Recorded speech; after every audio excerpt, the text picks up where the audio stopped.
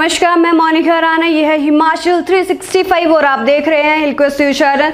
चलिए शुरू करते हैं आज की खबरों के साथ। हिमाचल में भी डेल्टा प्लस वेरिएंट के दस्तक, एक सैंपल की रिपोर्ट पॉजिटिव। हिमाचल में बढ़ रही है किशोरियों के अपहरण की घटनाएं, पुलिस के आंकड़ों से खुलासा। कार बस में टक्कर, पति पत्नी और मां सहित 6 की मौत, 2 गंभीर रूप से घायल। कुल्लू थप्पड़ कांड के बाद हटाए गए ब्रिजेश सूद को सरकार ने फिर से एडिशनल एसपी सीएम सुरक्षा के पद पर लगाया। जोगिंद्रनगर में इतनी समस्याएं कि भाजपा ने खोला तीसरा कार्यालय, जल शक्ति मंत्री ने किया शुभारंभ। मंडी में शराब के नशे में हुड़दंग मचाते युवकों का वीडियो वायरल, एसपी ने दिए जांच के आदेश। करसोग में गहरे तालाब में डूबने से बुझा घर का चिराग, विधायक ने दी पीड़ित परिवार को सांत्वना। जम्मू कश्मीर के पुलवामा जिले में आतंकवादियों के साथ मुठभेड़ में जवान शहीद। नियंत्रण रेखा संबंधित विवादित अभियान को लेकर जनरल वीके सिंह के खिलाफ याचिका खारिज। अब खबरें विस्तार से। हिमाचल में भी डेल्टा प्लस वेरिएंट के दस्तक, एक सैंपल की रिपोर्ट पॉजिटिव। पूरे देश और दुनिया के लिए खतरे की घंटी बजा रहे कोरोना के डेल्टा प्लस वेरिएंट ने हिमाचल में भी दस्तक दे दी है। कांगड़ा जिले के भवारना के पास एक गांव की 20 साल की युवती के सैंपल में डेल्टा प्लस वेरिएंट मिलने की पुष्टि हुई है।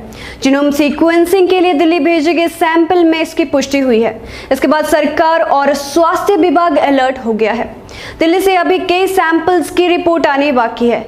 बहरहाल सरकार और स्वास्थ्य विभाग अब सतर्क हो गए हैं। लगातार और सैंपल नए दिल्ली भेजने का सिलसिला जारी हो गया है।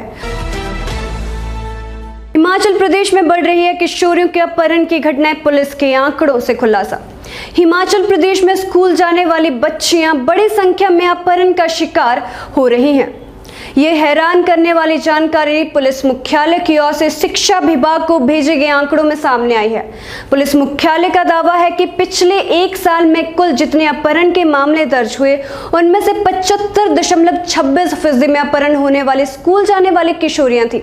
ये रिपोर्ट सामने आने के बाद शिक्षा निदेशालय ने प्रदेश के सभी उच्च निदेशकों को पत्र लिखकर निर्देश जारी किए हैं कि वे इस संबंध में जागरूकता अभियान चलाएंगे। किशोरियों को जागरूक कर बताया जाएगा कि अनजान लोगों के साथ कहीं न जाएं और न ही उनका दिया कुछ खाएं।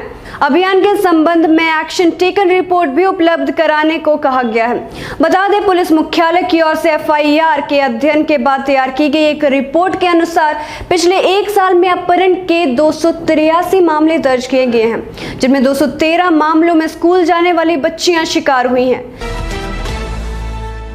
कार बस में टक्कर, पति पत्नी और मां सहित 6 की मौत, 2 गंभीर रूप से घायल। डमटाल के मोटली गांव से पंजाब गए एक परिवार की कार मानसा के जोगा नामक स्थान पर बस की चपेट में आ गई, जिससे कार में सवार 6 लोगों की मौत हो गई, जबकि 2 गंभीर रूप से घायल हैं।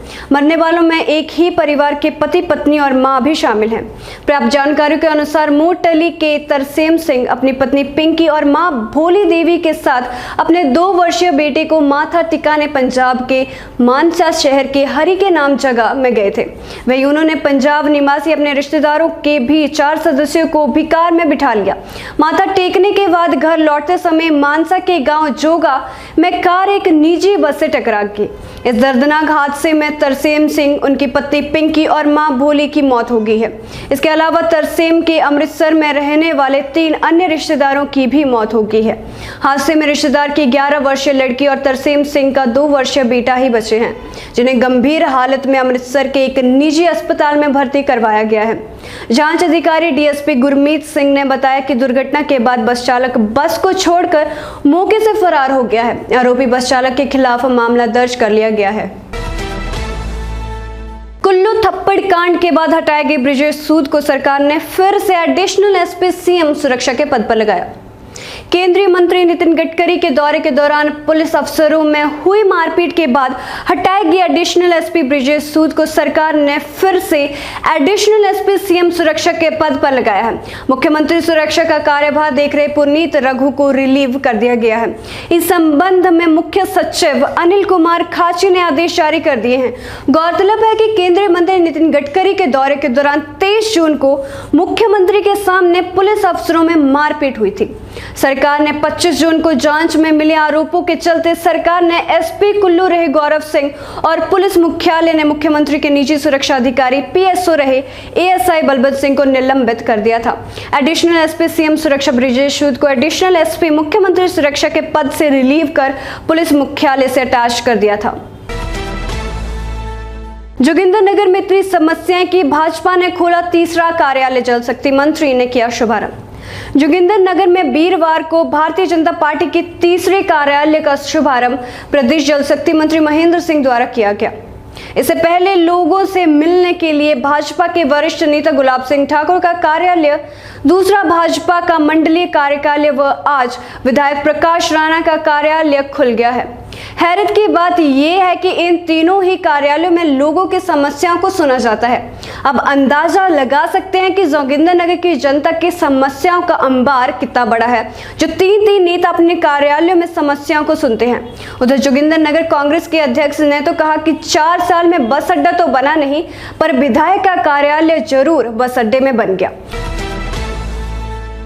मंडी में शराब के नशे में हुड़दंग मचाते युवकों का वीडियो वायरल, एसपी ने दिए जांच के आदेश। मंडी जिले में हुड़दंग मचाते कुछ युवकों का एक वीडियो जिला में तेजी के साथ वायरल हो रहा है, जिसको लेकर एसपी मंडी शालिनी अग्निहोत्री ने जांच के आदेश दिए हैं। वायरल वीडियो मंडी शहर के महामृत्युंजय चौक का बताया जा रहा है। एसपी शालिनी अग्निहोत्री ने बताया कि वीडियो रात के समय का है और रात्रि गश्त में उस दौरान कौन पुलिस के कर्मचारी वहां तैनात थे, इसके भी जांच के आदेश उन्होंने दे दिए हैं। उन्होंने कहा कि अगर गश्त पर तैनात जवानों की भी इसमें ड्यूटी में कोताही बरती गई तो उनके खिलाफ भी कार्रवाई की जाएगी।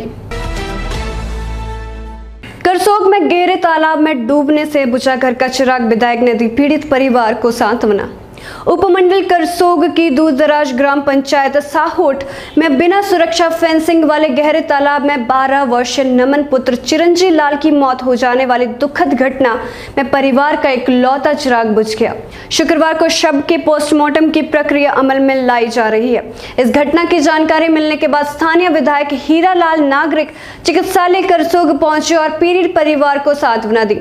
12 वर्षीय मृतक नमन के पिता चिरंजी लाल मनरेगा में मजदूरी करते हैं। ग्रामीणों ने रोष प्रकट करते हुए कहा कि इतना गहरा तालाब का निर्माण वन विभाग की एक योजना में किया, परंतु फेंसिंग सुरक्षा नहीं की गई। यदि वो होती तो शायद नमन इस प्रकार की घटना का शिकार नहीं होता। उधर वनखंड अधिकारी शीश राम ने कहा कि वो तालाब मवेशियों के पानी पीने को है, फेंसिंग का प्रावधान नहीं है। उपमंडल अधिकारी नागरिक सुरेंद्र ठाकुर व तहसीलदार करसोग राजेंद्र ठाकुर ने कहा कि करसोग प्रशासन की ओर से तुरंत राहत के तौर पर 15,000 तथा विधायक हीरालाल द्वारा अपनी ओर से 5,000 पीड़ित परिवार को प्रदान किए गए हैं। जम्मू कश्मीर के पुलवामा जिले में आतंकवादियों के साथ मुठभेड़ में एक जवान शहीद। जम्मू कश्मीर के पुलवामा जिले में आतंकवादियों के साथ मुठभेड़ के दौरान सुरक्षा बल का एक जवान शहीद हो गया। सेना के प्रवक्ता ने शुक्रवार को यह जानकारी दी। पुलवामा के हजिम राजपुरा गांव में आतंकवादियों की मौजूदगी के खिलाफ जानकारी के आधार पर राष्ट्रीय राइफल आरआर, केंद्रीय रिजर्व पुलिस बल सीआरपीएफ और जम्मू कश्मीर पुलिस के विशेष अभियान समूह एसओजी ने गुरुवार देर रात घेराबंदी एवं तलाश अभियान शुरू किया। सुरक्षा बल के जवान जब सभी निकास बिंदुओं की सील करने के बाद एक लक्षित क्षेत्र की ओर बढ़ रहे तब अचानक उन पर गोलीबारी शुरू हो गई। इसके बाद सुरक्षा बलों ने भी जवाबी कार्रवाई की और मुठभेड़ शुरू हो गई। प्रवक्ता ने बताया कि मुठभेड़ के दौरान 44 आरआर का एक जवान घायल हो गया, जिसके बाद अस्पताल में उसकी मौत हो गई। नियंत्रण रेखा संबंधित विवादित बयान को लेकर जनरल वीके सिंह के खिलाफ याचिका खारिज। उच्चतम न्यायालय ने वास्तविक नियंत्रण रेखा LAC संबंधित विवादित बयान को लेकर केंद्रीय मंत्री जनरल वीके सिंह के खिलाफ दायर याचिका की सुनवाई से शुक्रवार को इनकार कर दिया। मुख्य न्यायाधीश NV रमन की अध्यक्षता वाली खंडपीठ ने सामाजिक कार्यकर्ता एवं पेशे से वकील चंद्रशेखर रामास्वामी की याचिका यह कहते हुए खारिज कर दी कि यदि याचिकाकर्ता को मंत्री का बयान पसंद नहीं है तो वो प्रधानमंत्री को पत्र लिखे और उन्हें हटाने की मांग करे। जनरल सिंह ने तमिलनाडु तमिलनाडु की यात्रा के दौरान कहा था, आप में से कोई नहीं जानता कि हमने कितनी बार एलएसी को पार किया है। हम घोषणा नहीं करते, चीनी मीडिया उसे कवर नहीं करती। उन्होंने आगे कहा था कि चीन यदि 10 बार नियंत्रण रेखा पार करता है तो भारत कम से कम 50 बार ऐसा करता है। याचिकाकर्ता की दलील थी कि जनरल सिंह ने राष्ट्र के खिलाफ नफरत, अवमानना और असंतोष फैलाने वाला बयान दिया है। फिलहाल के लिए बस इतना ही। मैं मोनिका राणा आपसे विदा लेती हूँ। देखते रहिए हिलक्वेस्ट न्यूज़ चैनल। धन्यवाद।